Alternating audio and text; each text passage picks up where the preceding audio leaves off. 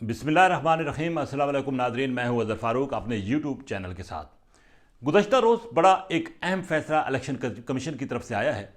पंजाब में 30 अप्रैल को होने वाले इंतखाबात मुलतवी कर दिए गए हैं। अब ये इंतखाबात 8 अक्टूबर को होंगे।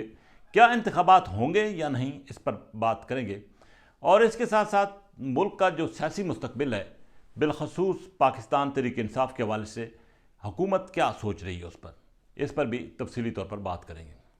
सबसे बड़ा और अहम फैसला गुज़श्ता रोज़ इलेक्शन कमीशन ने किया है। इलेक्शन कमीशन के फैसला मैं तो काफ़ी अरसा पहले ही बता चुका था कि इलेक्शन नहीं हो रहे।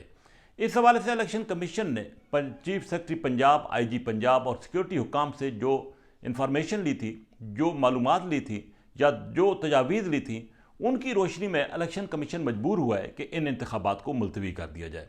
इलेक्शन कमीशन को ना तो कोई सिक्योरिटी देने के लिए तैयार था और ना इलेक्शन कमीशन को कोई फंड्स देने के लिए तैयार था।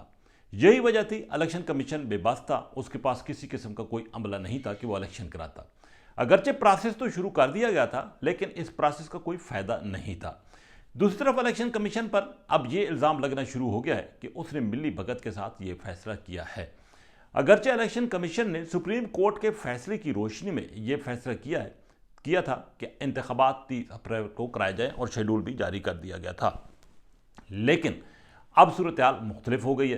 अब इलेक्शन कमीशन ये जवाब पैदा कर रहा है कि उसके पास ना तो वसाइल थे, ना अफरादी कुव्वत थी कि वो इन इंतखाबात में जाता। अब इम्तिहान एक मरतबा फिर अदलिया का आ गया है। सुप्रीम कोर्ट इस हवाले से क्या रद्द-ए-अमल देती है, अब उसको देखना है।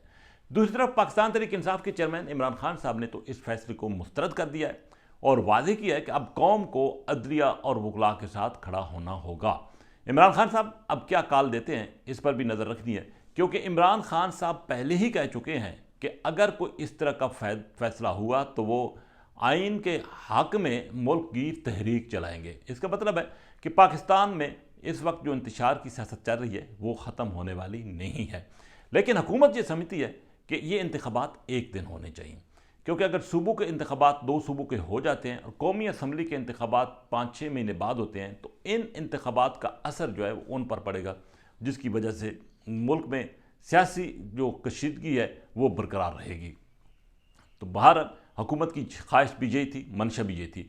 इसकी एक वजह यह भी थी कि हुकूमत इस वक्त शदीद तरीन सियासी बहरान का शिकार है।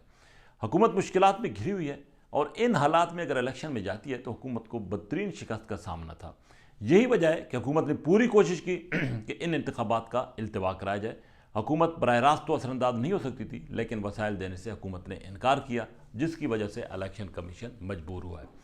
दूसरी तरफ खबरें ये हैं कि एक JIT बनने जा रही है, जो कि पाकिस्तान तहरीक इंसाफ के वो जो इक़दाम हैं उनका जायज़ा लेगी, जिसको हुकूमत दहशतगर्दाना कार्रवाइयाँ करार दे रही है। अगरचे इस हवाले से कोई ठोस शवाहिद तो सामने नहीं आ सके कि PTI की सफ़ों में कोई दहशतगर्द मौजूद हैं, लेकिन बहरहाल हुकूमत इन दहशतगर्दों को तलाश करने की पूरी कोशिश करने की तैयारी में है। और यह भी ख्याल जाहिर किया जा रहा है और ख़दशा भी जाहिर किया जा रहा है कि शायद हुकूमत ये चाहती है कि पाकिस्तान तहरीक इंसाफ पर पाबंदी लगा दी जाए।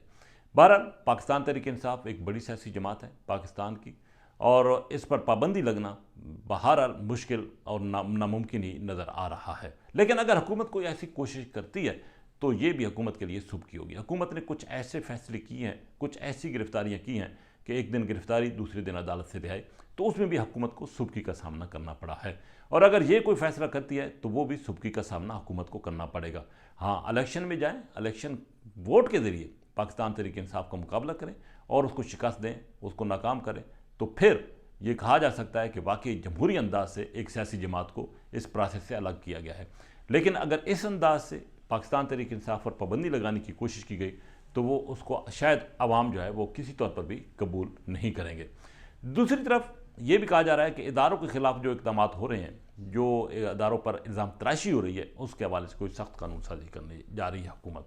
बहरहाल जो भी कानून बने वो मुल्क के लिए बने और ये तसव्वुर नहीं मिलना चाहिए इस कानून से कि वो किसी को इंतकाम का निशाना बनाने के लिए बनाया गया। बहरहाल आने वाले दिन पाकिस्तान में मज़ीद कशीदगी के दिन नज़र आ रहे हैं, कि पाकिस्तान पहले ही मुआशी बहरान का शिकार है, सियासी बहरान का शिकार है, और अगर इन इंतखाबात के इल्तवा की वजह से पाकिस्तान तहरीक इंसाफ कोई तहरीक चलाना चाहेगी तो पाकिस्तान के अंदर मज़ीद मुश्किलात जो हैं न सिर्फ मुल्क की बल्कि आवाम की भी बढ़ने का अंदेशा है।